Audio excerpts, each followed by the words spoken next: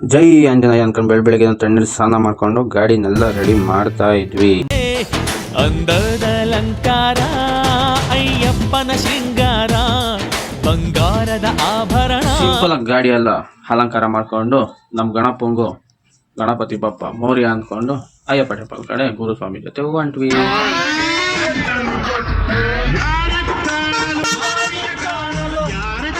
ಇವ್ರು ನಮ್ಮ ಕೋತಿ ಸ್ವಾಮಿಗಳು, ಪಕ್ಕದಲ್ಲಿರೋರು ನಮ್ಮ ಬಟಾಣಿ ಸ್ವಾಮಿಗಳು, ಇವರು ನಮ್ಮ ಪಿಟ್ಟಣ ಸ್ವಾಮಿಗಳು. ಎಲ್ಲ ಟೋಟಲಾಗಿ ನಮ್ಮ ಸ್ವಾಮಿಗಳೆಲ್ಲ ರೆಡಿಯಾಗಿ ತಿರುಮೂರಿಗೆ ಹೊಂಟ್ವಿ.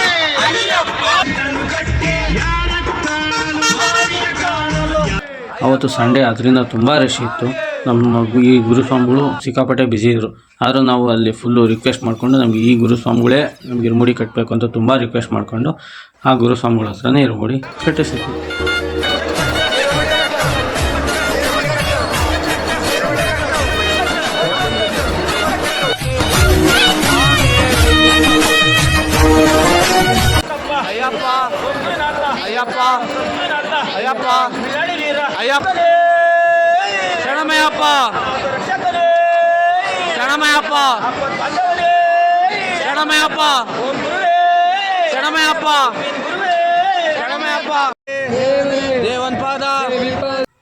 ಎಲ್ಲಾರ್ದು ಇರುಮುಡಿ ಕಟ್ಟಿದಾದ್ಮೇಲೆ ಸ್ವಾಮಿಗಳು ಎಲ್ಲ ಇರುಮುಡಿಗಳಿಗೂ ಪೂಜೆ ಮಾಡಿಕೊಂಡು ಹೋಗ್ತಾ ಇದ್ದಾರೆ.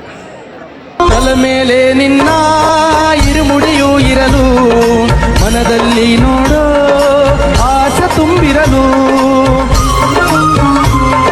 ಸ್ವಾಮಿ ಅಯ್ಯಪ್ಪ ಶರಣು ಎನ್ನುತ್ತಲಿರಲು ಕಲ್ಲು ಮುಳ್ಳೆಲ್ಲ ಕಾಲ್ಗೆ ಹೂಗಳು ನಾವೆಂದು ಬರುವುದು ಮಲೆಗೆ.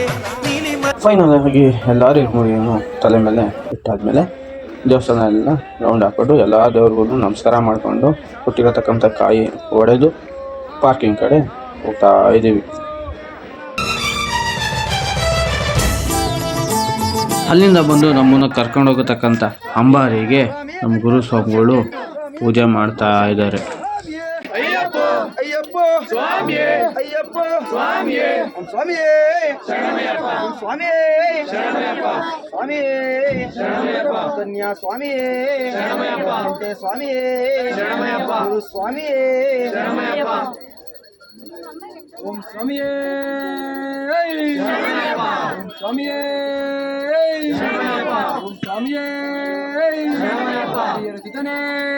ಶರಣಮಯ್ಯಪ್ಪ ಪೂಜೆ ಎಲ್ಲ ಕಂಪ್ಲೀಟ್ ಆಗಿ ಮುಗಿಸಿ